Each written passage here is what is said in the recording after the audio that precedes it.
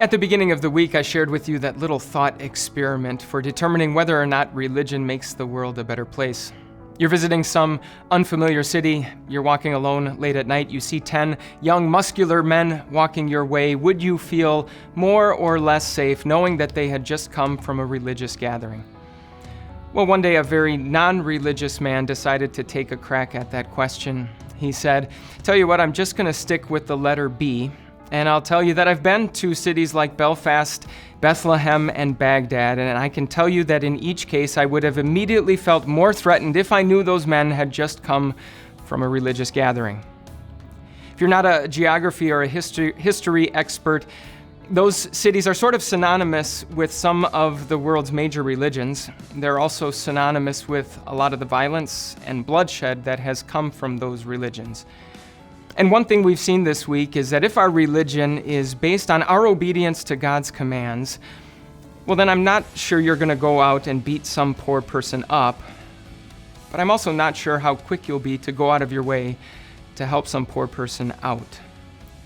And so hopefully the religion that is revving in our hearts and running our lives is not a religion that focuses on what we need to do, but on what has already been done. It's not a religion that is first and foremost about our love for someone else, but about the love that we have from someone else. Jesus, our perfect neighbor.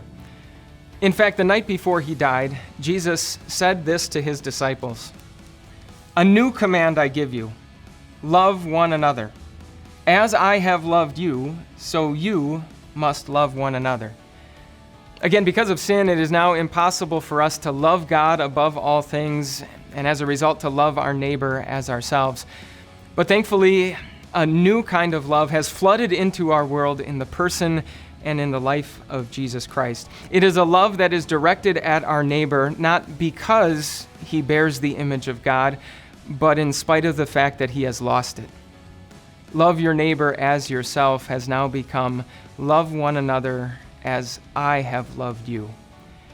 And the cool thing about that love that we have from our Savior Jesus is that not only will it make an impact in our world, not only will it make a difference, it will cause people to stop and notice.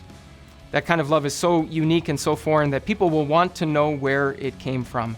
In fact, Jesus went on to say, "By this, everyone will know that you are my disciples if you love one another." Friends, as we show the kind of love that Christ has shown us, it will make people stop and pay attention. It might even cause people to stop and ask, "Where does this come from? Why are you like that?" And the good news is, you'll know exactly where it came from, and you'll be able to tell them.